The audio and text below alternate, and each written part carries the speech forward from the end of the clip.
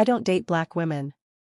Those words had been Kim Jae-hyun's shield for 37 years, a barrier built from his family's expectations and Seoul's unspoken rules, until Muna Okafor walked into the Lotte World Tower observation deck wearing confidence like armor and shattered every certainty he'd ever known about himself.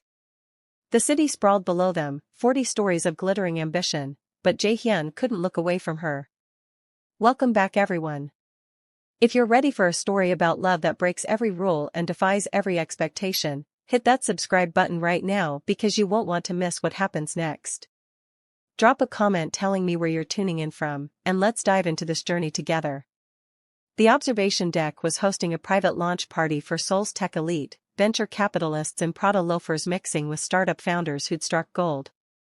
Jae-hyun attended because his investment firm had backed half the companies being celebrated tonight, and because his mother had insisted it would be good for his image to be seen. He stood near the floor-to-ceiling windows with a glass of imported whiskey, mentally calculating how soon he could leave without appearing rude, when the elevator doors opened and everything changed. She moved through the crowd like she owned the very air she breathed. Her dress was midnight blue, simple but devastating, cut to suggest rather than reveal. Natural hair framed her face in soft coils, and when she smiled at something her companion said, Jae-hyun felt his carefully controlled world tilt on its axis. He watched her accept a champagne flute from a passing waiter, watched her survey the room with eyes that missed nothing, watched her laugh at some joke and felt something in his chest crack open. Who is she? He murmured to his business partner Minho, who had materialized beside him with the annoying habit of reading Jae-hyun's thoughts. Minho followed his gaze and whistled low. Muna Okafor. She's heading up the new African markets division for Samsung Electronics. Nigerian-British, Oxford-educated, apparently brilliant enough to convince the old guard at Samsung to invest $3 billion in Lagos tech infrastructure. Word is she's untouchable, turned down half the CEOs in this room already. Jae-hyun should have looked away. Should have finished his drink and maintained the careful distance he'd cultivated his entire adult life. Instead, he found himself crossing the polished floor, weaving through clusters of networking executives, drawn to her like gravity. Up close, she was even more striking. Her skin seemed to glow in the ambient lighting, and there was an intelligence in her eyes that made his usual opening lines die on his tongue. The view is better from the west side, he said finally, immediately wanting to kick himself for such a weak approach. She turned those assessing eyes on him, and Jae-hyun felt genuinely seen for the first time in years. Is it? Or are you just trying to get me away from the crowd? Her voice carried a British accent layered over something warmer, more musical. He found himself smiling, a real smile, not the corporate mask he usually wore. Both, if I'm being honest. Kim Jae-hyun. Muna Okafor.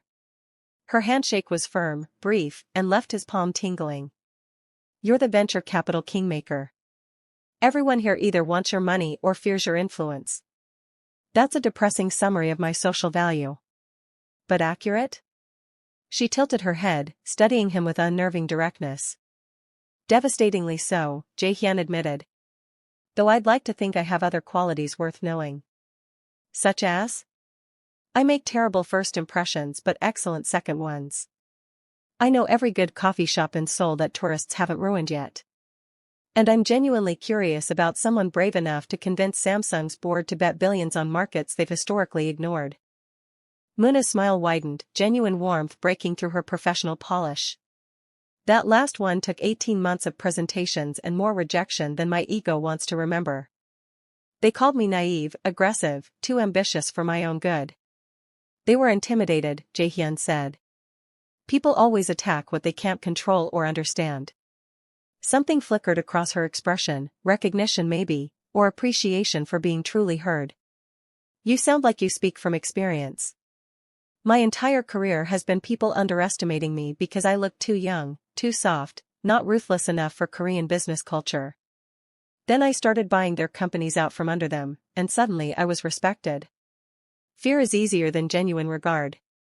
They talked for an hour, maybe more, time dissolving into conversation that ranged from Seoul's housing crisis to the best jollof rice in London to the loneliness of always being the smartest person in the room. Jae-hyun found himself sharing things he never discussed, about the pressure of family expectations, about building success on foundations that felt hollow. Muna listened with complete attention, challenged his assumptions, made him laugh at himself. Around them, the party continued. Business cards were exchanged. Deals were whispered into being. But Jaehyun barely noticed. He was falling, had already fallen, into something that terrified him more than any hostile takeover. Can I see you again? The question escaped before his careful control could stop it. Outside of these corporate performances. Just dinner, conversation, no networking agenda.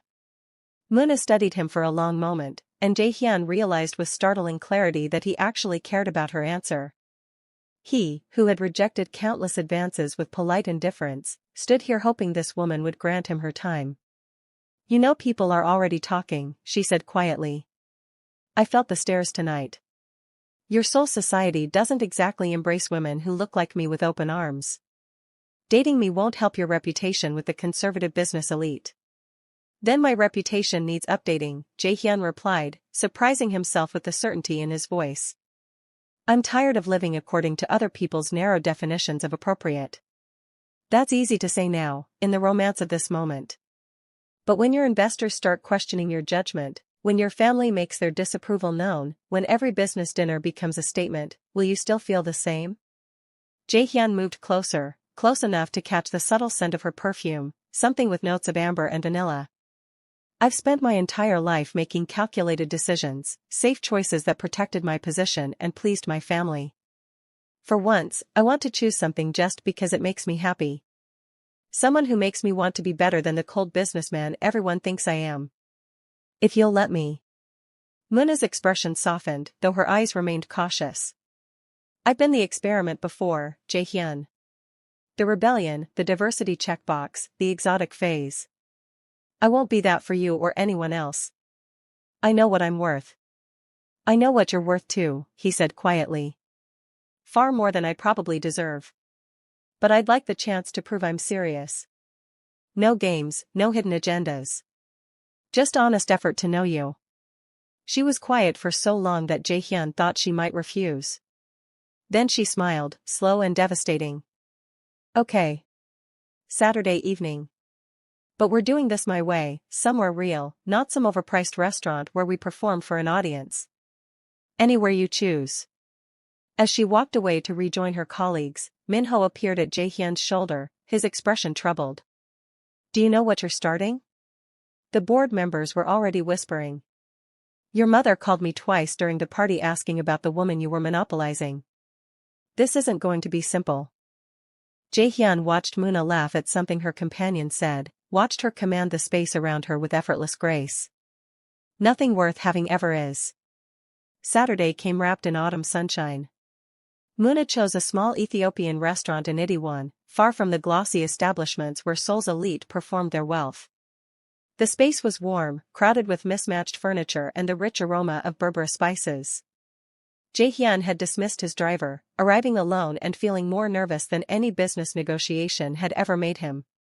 She was already there, wearing jeans and a simple sweater that somehow made her even more beautiful. When she smiled at him, Jaehyun felt his carefully constructed defenses crumble a little more. This is perfect, he said, sliding into the seat across from her. You haven't tried the food yet. I wasn't talking about the food. Muna laughed, the sound unguarded and genuine. Does that line usually work for you? I have no idea. I've never used it before. I'm improvising wildly and hoping you find it charming rather than pathetic. Somewhere in between, she teased. But I'll give you points for honesty. They ordered, Muna guiding him through dishes he'd never heard of, watching with obvious pleasure as he tried injera for the first time. The conversation flowed like they'd known each other for years instead of days. She told him about growing up between Lagos and London, about her father's diplomatic career and her mother's fierce determination that her children would never limit themselves. He shared stories about his childhood in Gangnam, about the suffocating expectations that came with being the oldest son, about watching his father work himself to death trying to maintain family honor. When did you decide to become someone people feared? Muna asked, her tone curious rather than judgmental. Jaehyun set down his fork, the question cutting closer than he'd expected. I was 23. My father had just died, and the board of his company moved immediately to force me out. They thought I was too young, too soft, that I'd inherited nothing of his business instinct. They offered me a buyout that was designed to be insulting. What did you do? I took loans I couldn't afford, bought controlling interest in their biggest competitor, and spent 2 years destroying them piece by piece. By the time I was done, half of them were bankrupt and the other half were begging me for mercy. He paused, old anger flickering through his carefully maintained calm. I became exactly what they accused me of being. Ruthless, cold, someone to be feared rather than dismissed. Muna reached across the table, her fingers brushing his wrist. And was it worth it? The revenge? At the time, yes. Now? Jaehyun turned his hand over, capturing hers. Now I realize I built a prison out of other people's fear. I'm wealthy, powerful, respected. I'm also completely alone, surrounded by people who want something from me but no one who actually knows me. I know that feeling, Muna said softly. Being the first, the only, the one who has to be twice as good to be considered half as worthy. You build these walls to protect yourself, and then you wake up one day and realize the walls are all you have left. They sat there in that small restaurant, two people who had armored themselves against a world that demanded perfection, finding unexpected understanding in each other's honesty. Can I tell you something? Jaehyun asked. Something I've never admitted to anyone? Always. I was raised to believe that certain people didn't belong in my world. My grandfather, my uncles, even my mother, they had such rigid ideas about who was acceptable, who was worthy. And I absorbed those poisonous beliefs without question because it was easier than challenging everything I'd been taught. He tightened his grip on her hand. Meeting you made me realize I've been living half a life, trapped by prejudices I never examined. You make me want to be better, braver, more honest about who I actually am versus who they wanted me to be. Muna's eyes glistened in the restaurant's warm light. That's the most terrifying and beautiful thing anyone has ever said to me. Terrifying? Because it means this is real. Not a phase or a rebellion or a moment of curiosity. Real is harder to walk away from when things get difficult. And they will get difficult, Jaehyun. Your world won't accept this easily. Then we'll face it together, he said. If you're willing. She leaned across the table and kissed him, soft and deliberate, a promise sealed in the space between heartbeats. Around them, the restaurant hummed with life, but in that moment, they were the only two people in the universe. Outside, Seoul glittered in the autumn darkness, unaware that two lives were intertwining in ways that would challenge everything the city's elite believed about power, propriety, and who deserved to love without judgment. The backlash started small, whispers in board meetings that Jaehyun's judgment might be compromised, carefully worded concerns from investors about his public image. Then it escalated. His mother called 6 times in one day, each message more frantic than the last. Business partners who had been reliable for years suddenly had scheduling conflicts. The Korean business press, always hungry for scandal, started running blind items about prominent bachelors making questionable romantic choices. Jaehyun ignored it all. He was falling in love, truly and completely, for the first time in his adult life, and no amount of social pressure would make him apologize for it. But the real confrontation came 3 weeks later, in his mother's formal sitting room in the family estate in Songbuk-dong.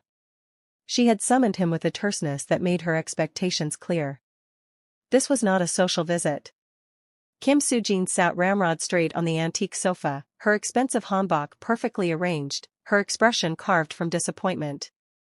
At 62, she remained formidable, a woman who had navigated Korea's highest social circles through her husband's success and her own ruthless maintenance of propriety. I raised you better than this, she said without preamble. Parading around Seoul with that woman, embarrassing our family name, making yourself the subject of gossip. Her name is Muna, Jaehyun replied, his voice level. And I'm not parading. I'm dating someone I care about. Someone inappropriate for a man in your position. His mother's tone could have frozen fire. Do you understand what this looks like? What people are saying? That my son, who could have his pick of suitable women from good families, is throwing away his reputation for some foreign girl who will never fit into our world. Our world, Jaehyun repeated. You mean the world where we smile politely while judging everyone who doesn't look like us, sound like us, come from the same narrow background? That world is dying, mother. And good riddance. Don't be naive. Korea has traditions, standards, expectations. Your father understood that. He married appropriately, maintained his dignity, never forgot who he was or where he came from. Father was miserable, Jae-hyun said quietly. He worked himself to death trying to live up to impossible standards, and for what? A family that only values appearances? A society that measures worth by how well you conform? His mother's face flushed with anger. How dare you speak of your father that way? I speak the truth. He told me once, right before he died, that he regretted spending his whole life being who everyone else expected him to be. He never did anything just for himself, never took any risk that might disappoint you or grandfather or the family name. And it killed him just as surely as the heart attack did. The silence stretched between them, sharp and painful. His mother's hands trembled slightly, the only sign that his words had landed. This woman has changed you, she said finally. Made you forget your responsibilities, your place. You need to end this before it destroys everything you've built. She hasn't changed me. She's helped me remember who I actually am beneath all the masks I wear. Muna sees me, really sees me, not my bank account or my family name or my usefulness. Just me. Do you have any idea how rare that is? How precious? Precious enough to lose everything? His mother stood, her posture rigid with fury. Because that's what's coming. The investors are already talking about divesting. Your uncle has called a board meeting to discuss your fitness to continue leading the company. The families we've relied on for decades are distancing themselves. Is she worth all of that? Jae-hyun met his mother's eyes, and for the first time in his life, felt no need to soften his truth. Yes. She's worth everything. His mother's expression shifted from anger to something that might have been grief. Then you're choosing her over your family. I'm choosing happiness over fear. I'm choosing love over prejudice. And I'm choosing to finally be honest about who I am and what matters to me. He moved toward the door, then paused. I love you, mother. But I won't sacrifice my chance at real connection to maintain appearances that mean nothing. If you can't accept that, if you can't accept Muna, then we'll have to find a new way to be family. He left her there, surrounded by antiques and tradition and the crushing weight of expectations that had defined generations of their family. Outside, Seoul's modern skyline rose against the twilight, a city constantly reinventing itself, and Jae-hyun felt the exhilaration of joining that transformation. His phone buzzed. A text from Muna, how did it go with your mother? Another text followed immediately, never mind, stupid question. Come over. I made jollof rice and I have wine and zero judgment. He smiled despite the ache in his chest, despite knowing that he'd just severed something with his mother that might never fully heal. Because waiting for him across the city was someone who understood that love required courage, that choosing each other meant choosing to be brave. The real test came at the annual Seoul Business Forum, an invitation-only gathering where Korea's most powerful executives gathered to network, deal, and maintain the intricate web of relationships that governed the country's economy. Jae-hyun had attended every year since taking over his father's company, always alone, always maintaining the careful distance that protected his position. This year, Muna was his date. She wore a stunning red dress that managed to be both elegant and bold, her natural hair styled in an updo that showcased her graceful neck. As they entered the grand ballroom of the Shilla Hotel, Jae-hyun felt every eye in the room turn toward them. The whispers started immediately, a susurrus of shock and speculation that followed them like a shadow. Still time to run, Muna murmured, her hand tight on his arm. Not a chance, Jae-hyun replied. We're doing this together. They navigated the evening with careful grace, Jae-hyun introducing Muna to business associates who couldn't quite hide their surprise, to old family friends who offered strained smiles, to competitors who saw opportunity in his controversial choice. Through it all, Muna remained poised, brilliant, engaging everyone with genuine interest while never diminishing herself to make them comfortable. The breaking point came near the champagne reception. Park Ji-woo, the CEO of a rival investment firm and someone who had been trying to undermine Jae-hyun for years, approached with a smile that didn't reach his eyes. Kim Jae-hyun, how unexpected to see you here with company. His gaze slid to Muna with barely concealed disdain. Most of us didn't think you were the type to make such public statements. Statements? Jae-hyun's voice carried a warning that Ji-woo was too arrogant to heed. Well, you know. Ji-woo gestured vaguely. Bringing someone so obviously foreign to an event like this. It's quite the power move. Though I'm not sure what you're hoping to prove. Before Jae-hyun could respond, Muna stepped forward, her smile razor-sharp. What he's proving, Mr. Park, is that he has excellent taste and enough confidence to ignore narrow-minded opinions. But please, do continue making assumptions about me based on my appearance. It's always fascinating to watch people reveal their own limitations. Ji-woo's face flushed red. I wasn't making assumptions. I simply meant that someone in your position. He looked at Jae-hyun. Someone with your responsibilities should be more careful about the company you keep and the messages you send. The only message I'm sending, Jae-hyun said, his voice dropping into the dangerous register that made smart people reconsider their choices, is that I choose partners, personal and professional, based on merit, intelligence, and character. Not on whether they fit some outdated notion of acceptability. Now, if you'll excuse us, we have better conversations to pursue. He guided Muna away, but not before catching the venomous look Ji-woo sent their way. Around them, the forum continued, but Jae-hyun felt the shift in energy, the way people were recalibrating their assessment of him, judging whether his relationship made him weak or dangerously unpredictable. Later, on the hotel balcony under Seoul's glittering night sky, Muna leaned against the railing and sighed. This is exhausting. Being constantly assessed, constantly having to prove I belong in spaces I've earned my right to occupy. Jae-hyun stood behind her, wrapping his arms around her waist. I'm sorry. I know this isn't easy. It's not your fault. She turned in his embrace. Well, not entirely. You didn't create Korea's social hierarchies or its complex relationship with foreigners. But choosing to be with me means you're now subject to the same scrutiny I've dealt with my entire career. Are you ready for that long term? Ready? Jae-hyun laughed softly. No.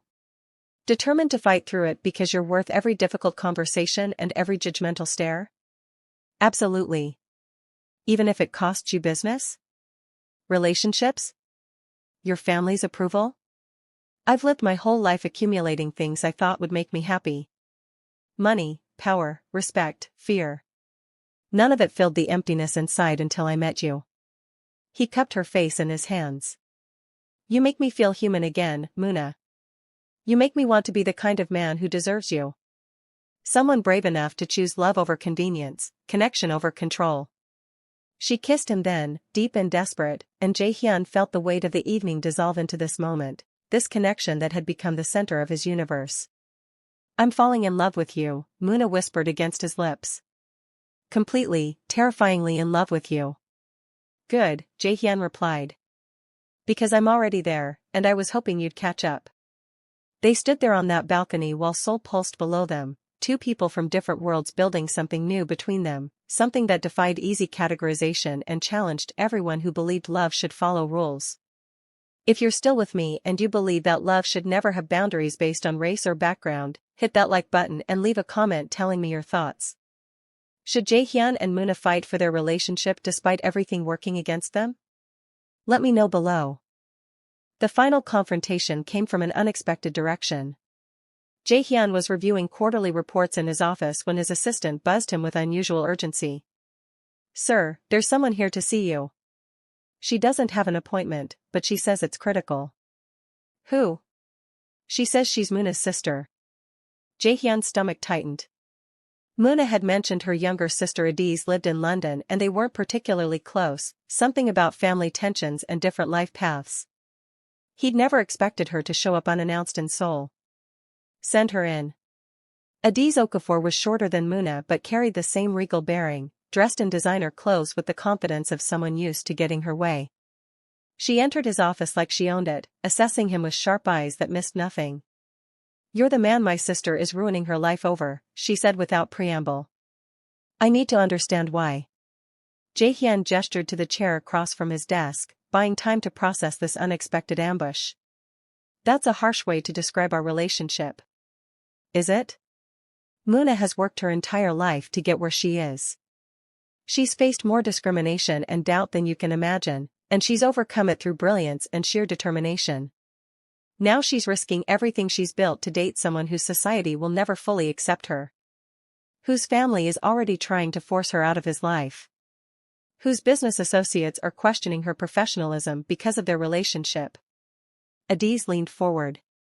So yes, I think harsh is appropriate. You don't think your sister is capable of making her own choices? I think my sister has a blind spot when it comes to men who make her feel special. I think she's sacrificed enough for other people's comfort, and I won't watch her do it again for someone who won't fight as hard for her as she's fighting for him. The accusation stung because it carried a kernel of truth. Muna had been bearing the brunt of social judgment while Jae-hyun's business continued relatively unchanged. She was the one dealing with whispers at Samsung headquarters, with being subtly excluded from networking opportunities, with the constant pressure of being judged not just on her work but on her relationship. What do you want from me? Jae-hyun asked quietly. Prove you're worth it. Prove you're not just enjoying the taboo of dating her while she absorbs all the professional damage. Because right now, Mr. Kim, I see a lot of romance and declarations but not much tangible sacrifice on your part. She left before he could respond, her words echoing in the suddenly too quiet office. Jae-hyun sat there for a long time, staring at the Seoul skyline and confronting an uncomfortable truth. He had been telling himself he was being brave, choosing love over expectation, but what had he actually risked? His mother was angry but hadn't disowned him. Some business associates were uncomfortable but none had pulled their investments. His life continued mostly unchanged while Muna navigated daily judgment. That needed to end. The next board meeting happened 3 days later. Jae-hyun entered the conference room to find his uncle, Park Sung-ho, presiding over the gathered investors and board members with the smug satisfaction of someone who thought he was about to win. Jae-hyun, thank you for joining us, his uncle said with false warmth. We've called this meeting to discuss concerns about recent developments affecting the company's reputation and your continued leadership. By recent developments, you mean my relationship with Muna Okafor, Jae-hyun said flatly. Let's not pretend this is about anything else. Uncomfortable silence greeted his directness. Finally, one of the older board members, Chairman Kwon, cleared his throat. Your personal life is your own business, of course. However, when it affects the company's standing with conservative investors and creates questions about your judgment, it becomes our concern. What questions about my judgment? Jae-hyun moved to the head of the table, displacing his uncle with deliberate purpose.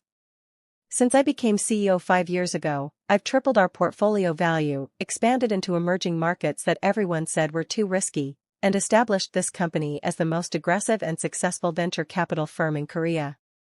What exactly about that record suggests poor judgment? Success in business doesn't excuse behavior that alienates important allies, his uncle interjected. 3 major family offices have expressed concerns about continuing their relationships with us. They find your choice of romantic partner inappropriate for someone in your position. Then they can pull their investments, Jae-hyun said calmly. I'll buy them out myself if necessary. The room erupted in murmurs. His uncle's face went purple. You can't be serious. You'd risk the company over a woman? I'm not risking anything. I'm setting a standard. Jae-hyun's voice cut through the noise like a blade. This company will not sacrifice its principles or discriminate based on race, nationality, or any other irrelevant factor simply to appease bigoted investors. If people want to work with us, they'll do so based on our performance and integrity. Not on whether my personal life makes them comfortable. That's idealistic nonsense, Chairman Kwon said, though his tone carried less certainty now. In the real world, relationships matter. Appearances matter. You're right.